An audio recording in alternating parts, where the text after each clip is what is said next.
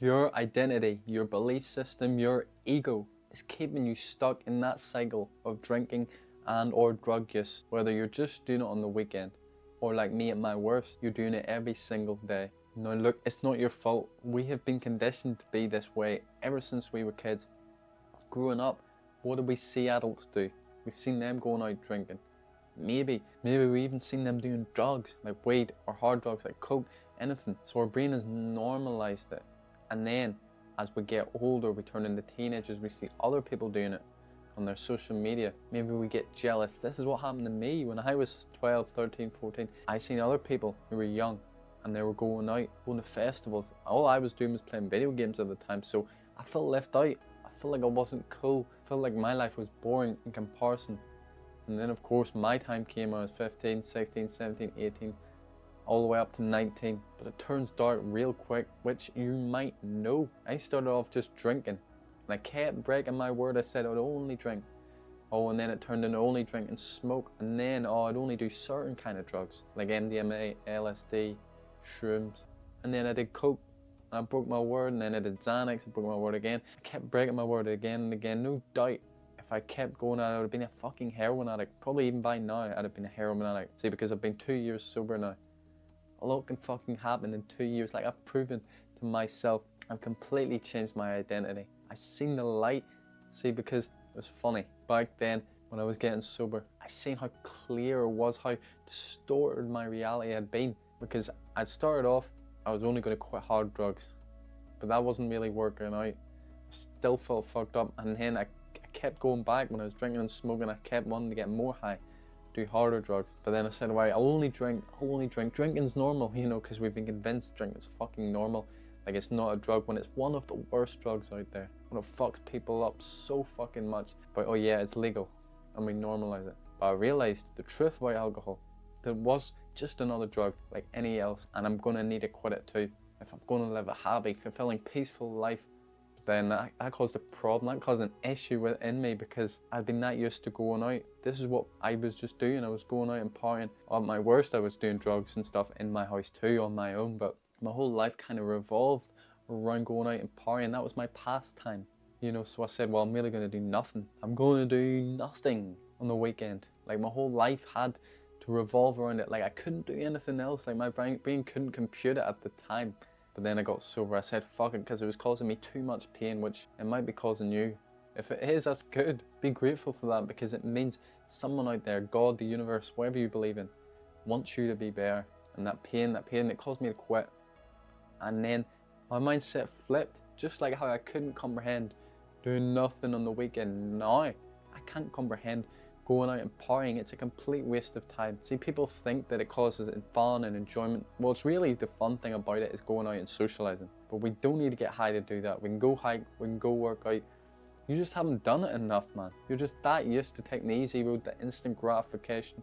So you're used to that. You're convinced this is the only way, but it's not. Another massive misconception is they think that this will bring us the stress relief we need. Because, life one day is hard. A lot of us are overworked, especially if you're a parent, you're providing for your household, you're busy all the fucking time, you're very, very stressed, and we think that this relieves it. It does, of course, temporarily, but overall, it makes it worse. This is why things like meditation can be so powerful, because it brings awareness to our lives. And instead of just focusing on that 5-second fucking high, we look at our life as a whole and we see that it's actually making us worse. A lot of that stress comes from that thing itself, even if you're not a full-on addict, even if you're just doing it on the weekend. It creates a lot of stress in your life. It brings that reliance. You're like, oh, I can't wait to go out. I need to go out this weekend. Oh, I'm going to get fucked up this weekend. And that's building stress, tension in your body, even if it feels good, even if it seems like excitement. It's secretly an addiction building up inside of you and just making your life worse. And so of course, when that tension is relieved, when you get high, it seems like, oh yeah, this is stress relief. The only thing that is relieving is the addiction. So look, how do we change our identity to get past this, to live a better life, that we don't need to get high, that we don't need to get sober? First of all, you need to watch your self-talk. It's massive. The way you talk to yourself really, really does matter. I suggest you read the book Success to a Positive Mental Attitude by Napoleon Hill. It'll really open your eyes, but to put it simply, you need to use what's called conscious auto-suggestion. Basically just positive thinking. Who do you want to be? You need to think like that. When those situations arise about going out, say to yourself, or even say out loud, no, I don't want to live like that anymore. I don't need it. I don't need to get high. When that craving comes, say, fuck that, I'm better than that. I'm better than that. Flip all that negative stuff on his head. Throughout the day, say, I love my life. I have no need to get high. Sober life is the best life. Just whatever you want, just come up with your own stuff or copy some of the stuff I said. Just think how you want to be. The man, that dream man, who you want to be, think like him. And on top of that, visualize that dream life, because you can't lie. Everyone, every young person out there, even, of course, even older people who are partying, who are drinking, or who are full-on drug addicts, the reason they're doing that, the reason they're running is because they're trying to escape reality. At the end of the day, there's something out there, there's some sort of life that they would rather be living, but they haven't put the work in yet, they haven't got it yet, so they settle, they get high, they try and escape to relieve the pain they've caused themselves through their dreams, through their ambitions. But you can use that. You don't have to let the present moment get you down if you haven't got your dreams yet. Of course, you need to be working on your goals, but what you can be doing in the moment, whether you're fucking sweeping the floor, washing the dishes, at a computer desk, typing, whatever you're doing, you can be living your dream life right now. Just visualize it constantly.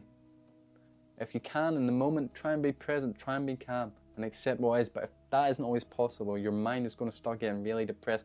So really get into it, really get into the imagination, start visualizing what you want to be doing as much detail as you can, because this will relieve a lot of the stress. Imagine how you will feel in that situation when you get the things that you want, when you're doing the things that you've always wanted to do. Honestly, I've been doing this past few days a lot, and it's really helped me feel better. Now finally, we can't forget about our actual actions. You know, all this is great and it will help, but we need the actions to back it up. We need to have some good habits in our lives that are taking us where we want to go, whether that's purposeful work like this YouTube, or just self-work like the gym. Exercise is the most important kind of work. You know, people will only go work for money. They'll only get up for money. But you need to be getting up for yourself, and especially your health, your physical health, because a sound body is a sound mind, and it will make you feel so good when you're actually accomplishing something, whether that being getting better at a certain sport or building this physique that you've always wanted through the gym. Both are great, and of course exercise, it just makes us feel so good. It gives us a dopamine, serotonin boost for hours and hours. It sets the whole day up. And meditation is another great thing. It'll bring us into this moment. It'll help us be okay with what is and help us see reality, see past those negative thoughts and feelings. That is probably what is leading us to keep running back to that drink, running back to that bag. Reading is another great tool. As you can tell, I love to read. But I know you're probably saying to yourself, oh, reading's not for me. I know that because most young people do. Most people generally do, because we've been conditioned to not like it. School has made us not like it. We've been forced to read books we don't really want to read.